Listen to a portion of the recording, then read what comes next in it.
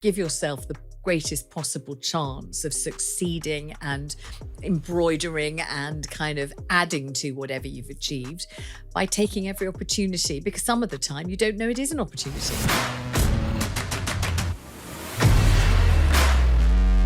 But listen, as I've said to you a few times in this, that the whole point of the show really is for my audience to have actionable takeaways and learn from other people, with great success and great experience. So I guess to wrap up with, what would you consider the one single piece of best advice you've been given over the years? I think that unwittingly my dad gave me very good advice when he said, nobody's going to give you £1. When I was a kid, I thought that was a really mean and horrible thing to say. And I thought it was particularly unpleasant that your own father might not just one day give you £1. It's only £1 after all. But I think it sort of puts in your mind this idea of, you are responsible for yourself.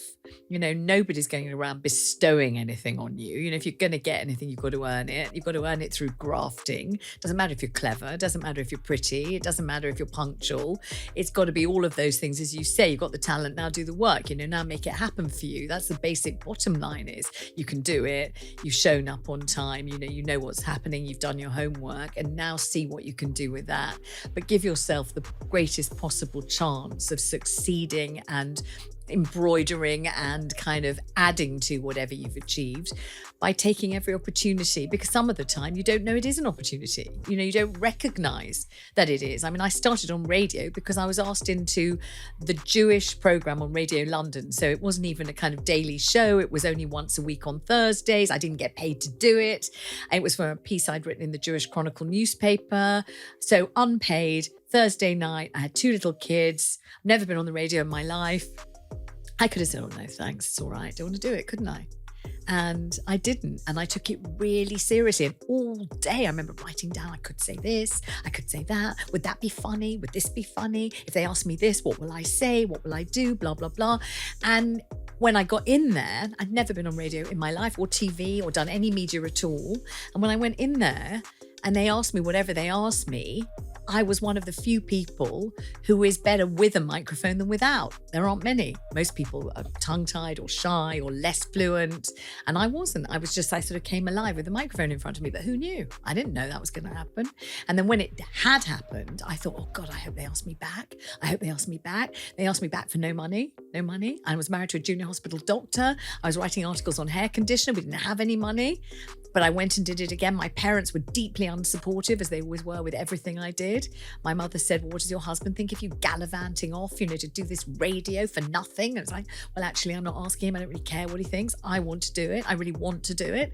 And I remember, I think, sitting in the bar thinking, I've been on radio 4 times. I've been on radio 8 times. My God, I've done it 12 times. And then after I'd done it for about 1.5 years, they did start to pay me. And then they offered me the show. And then I was presenting the show. And then somehow I was a radio presenter. Yes, it was only one night a week. And yes, I got paid 50 quid. Yeah, but I was doing it. and it kind of happened from there. And who knew that was even a path in? Not me. I didn't know how to get in there. I didn't know what to do. But for no money, married with 2 little babies, I still thought this could be, maybe this is an opportunity. You don't always know. It's not like when an opportunity happens, it's got a great big bow on it and somebody says, now this is your opportunity. So you've got to take this and you've got to run with it. You've really got to make this happen. Most of the time you have no idea.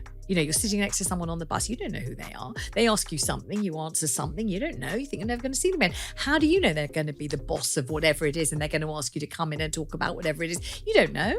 But I reckon you've got to kind of act as if all of life could be a big opportunity and really give it some.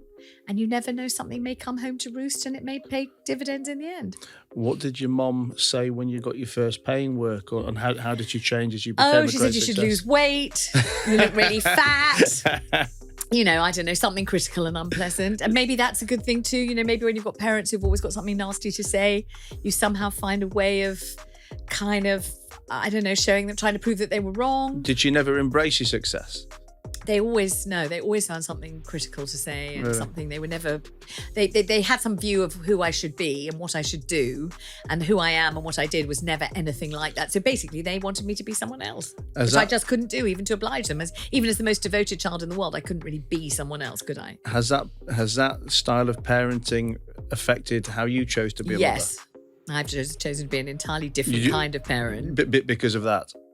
Yeah, but luckily I didn't want to be that kind of parent. It didn't even occur to me once I had my kids, I love them so much, and I love them unconditionally, and I love everything about them, even the things they can't do or won't do. I just love them and adore them. And all I've ever really wanted to do, if I possibly could, is be kind and supportive and, show them how much I love them and try and help them is all I've ever wanted to do. Not criticize them and belittle them and make them feel bad and make them feel lacking and make them feel, that they shouldn't even have the right to be in this place or that place. I don't know what my parents were doing. I don't know why they behaved the way they did. I really don't. But every single thing I did was not good enough. It wasn't the right kind of thing. It wasn't what they expected. It was, I was falling short in every way all the time. And I don't think that's a very good legacy for a kid, do you? No, not at all. I mean, how did they behave as grandparents?